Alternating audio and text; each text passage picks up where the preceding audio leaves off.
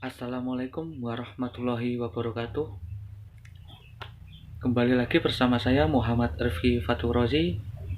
Di sini saya akan memenuhi tugas ulangan akhir semester di kampus saya Universitas Sains Al-Quran Jawa Tengah di Wonosobo yang diampu oleh dosen Salis Irfan Fuadi MPDI. Langsung saja soal pertama. Mengapa Anda perlu belajar metodologi studi Islam? Mengapa? Ya, karena dari tujuan studi Islam sendiri ini untuk mempermudah pemahaman terhadap Islam tidak hanya dalam materi tetapi metode untuk mempelajarinya. Ada lagi sudut pandang. Metodologi studi Islam ini mengarahkan kita pada agar cara memahami Islam secara metodologis dengan jalan melakukan kajian dan penelitian tentang Islam. Selain itu juga memiliki tujuan yaitu mampu membuat masyarakat yang hidup bertoleran sebab adanya berbagai pandangan tersebut sehingga tidak akan timbul Islam yang ekstrim atau fanatis berlebihan. Gitu menurut saya. Menurut Anda gimana? Nomor 2. Jelaskan perbedaan Al-Bashar, Al-Insan, An-Nas satu persatu. Oke. Mengenai Al-Bashar itu, Al-Bashar kan manusia ya, artinya. Saya kemarin membaca di referensi buku yang diistilahkan dengan kata lain berarti manusia biasa, tidak memiliki kesaktian apapun. Ia cenderung diam dan menerima apa adanya. Kehadirannya tidak membawa angin perubahan apapun. Itu. Yang kedua, Al-Insan.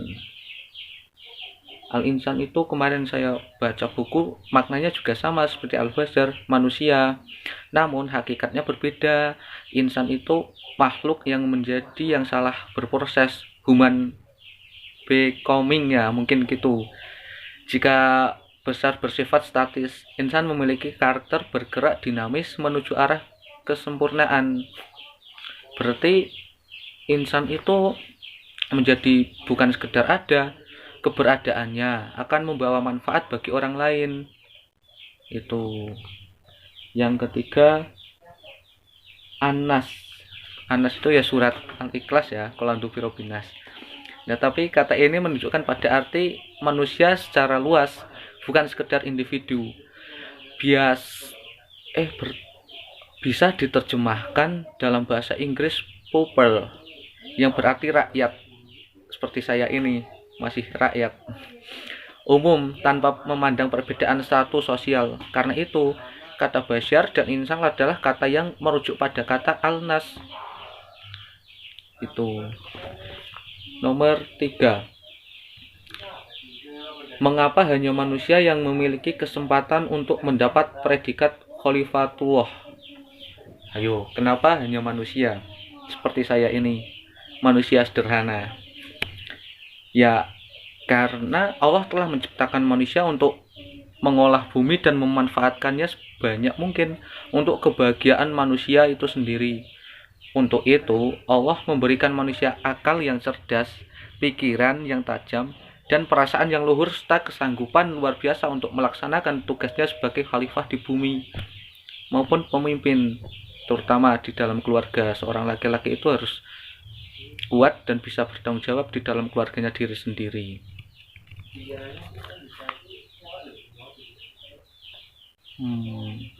Ya, banyak juga sih, itu setahu saya segitu. Nomor 4, menurut sudut pandang Anda maupun saya, agama hasil dari kebudayaan dan sebaliknya. Oh, ini sulit ini nomor 4 ini. Menurut saya, agama dan budaya itu tidak bisa dipisahkan karena keduanya saling berkaitan. Agama juga membawa budaya dan budaya juga membawa adat istiadat dari setiap daerah. Karena seiring berjalannya zaman, budaya ini lebih luas, sedangkan agama itu lebih mengglobal. Semua berhak memilih dan masuk dalam agama tersebut, seperti Islam, Katolik, Hindu, Buddha, dan setiap agama pun mempunyai budaya-budaya sendiri. Nomor 5. Jelaskan pengertian akulturasi, asimilasi. Akulturasi, asimilasi. Akulturasi adalah suatu keadaan diterimanya unsur-unsur budaya asing ke dalam kebudayaan sendiri. Contohnya apa ya? Lupa saya. Contohnya antar budaya Hindu dan Islam yang tampak pada seni arsitektur Masjid Kudus, seperti itu. Kalau yang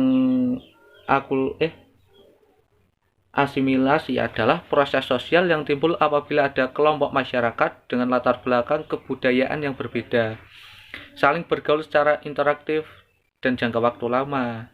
Waktunya itu harus lama. Ya, misalnya perkawinan antar suku hingga terjadi pembaruan dari kebudayaan masing-masing individu sehingga muncul kebudayaan yang baru. Nomor 6. Jelaskan pemahaman teks, konteks, kontekstualisasi. Oke.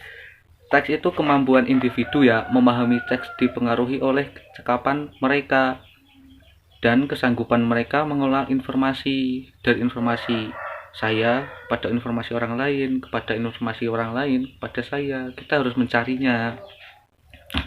Nah, kalau konteks itu adalah kondisi di mana suatu keadaan terjadi.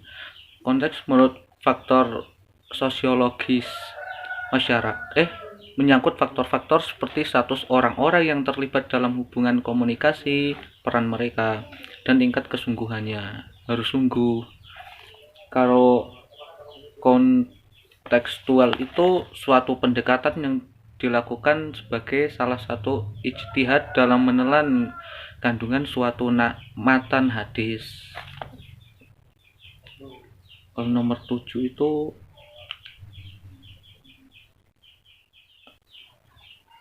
pendapat saya ya seperti ini mengenai radikalisme khususnya di Indonesia. Waduh, kalau radikal itu banyak di Indonesia, apalagi zaman sekarang. Dari yang saya ketahui, radikalisme itu suatu perubahan sosial dengan jalan kekerasan, meyakinkan dengan suatu tujuan yang benar-benar menggunakan cara yang salah dalam artian bahasa, berarti paham atau aliran yang menginginkan dengan cara kekerasan. Kebijakan negara yang terkait penanganan radikal dan terorisme banyak mengalami resistensi, khususnya kelompok radikal itu sendiri, mengingat upaya menumpasan kelompok radikal hanya berdasarkan suatu pendekatan saja, yakni pendekatan dan pendekatan. Ya, berarti kita dari pendekatan dan pendekatan itu yang berarti pendekatan. Radikalisme keyakinan, radikalisme secara tindakan, dan radikalisme dalam bentuk politik. Yang paling sekarang saya tertekan itu dalam bentuk politik. Nomor 8. Isu hak asasi manusia, gender, pluralisme. Yang mana ini dulu ya? Kemarin saya mengikuti di organisasi PMI. Gender itu ya bukanlah hanya membahas tentang perempuan saja, namun juga laki-laki di dalamnya. Misalnya Indonesia dan Malaysia tidak jauh berbeda, hanya saja dalam kesetaraan gender Malaysia sudah mempunyai penerapan hal tersebut sejak lama, karena Indonesia tertinggal. Maka dari itu marilah untuk saling mengkait informasi terhadap sesama berbagai organisasi gitulah, biar kita itu tidak ketinggalan tentang informasinya mengenai gender tersebut. Hak asasi manusia, ya saya punya hak sendiri dan tentunya Anda juga punya hak sendiri. Hak asasi manusia itu merupakan hak yang melekat pada manusia sebagai insan ciptaan Tuhan. Ya tadi seperti di Al-Insan soal nomor 2 itu. Ya macam-macam sih hak asasi manusia itu, karena apa ya, hak asasi itu ya, sebagai kita warga negara itu harus mengetahui hak asasi manusianya diri kita sendiri itu apa, dan sebelum kita apa ya, menilai seseorang dengan hak diri kita, itu jangan sampai salah paham. Contohnya seperti penuntasan kasus pelanggaran hak asasi manusia berat di Papua dinantikan, hak petani dan masyarakat pedesaan. Dalam hal tersebut kan seharusnya pemerintah dengan cepat menuntaskan beberapa kasus hak asasi manusia. Tetapi kenapa malah pemerintah dibikin lama prosesnya? Harusnya kan dengan siap, dengan tegas. Contohnya saja yang sedang terjadi di Kabupaten Batang sendiri, di tempat saya. Itu tempat terminal bus. Masih ada perumahan warga-warga sekitar mau dijadikan Islamic Center oleh Bupati Batang. Tapi mengapa belum ada kejelasan untuk anak-anak masih sekolah, belum ada ketidaklanjutannya. Warga sudah beberapa ratus tahun tinggal di tanah itu juga belum memberikan tempat yang baru loh, yang yakin. Gitu kan sulit itu menjelaskannya gimana. Kalau kita tidak mencegah, ya pemerintah mau jadi apa? Kalau mengenai pluralisme itu ya banyak sih sebenarnya, karena ya ini di tahun ini banyak yang terjadi di Indonesia, karena konsep pluralisme sudah dituntaskan sejak bangku dasar. Nah, di sana kita diberi pengetahuan bahwa bangsa Indonesia adalah bangsa yang beraneka ragam budaya, bahasa, suku, agama, dan kepercayaan. Tetapi keberagaman itu bukanlah hambatan untuk menjalin persatuan. Dikatakan Indonesia bersatu dalam pluralisme. Ya, baik. Ini terima kasih Pak Salis. Soal-soalnya saya juga ambil dari referensi Google, tidak menurut saya sendiri. Karena apa ya? Pengetahuannya kurang mendalam. Ya, cukup sekian dan mohon maaf jika ada tutur kata yang salah. Namanya juga latihan belajar ya. Terima kasih, saya akhiri. Wassalamualaikum warahmatullahi wabarakatuh.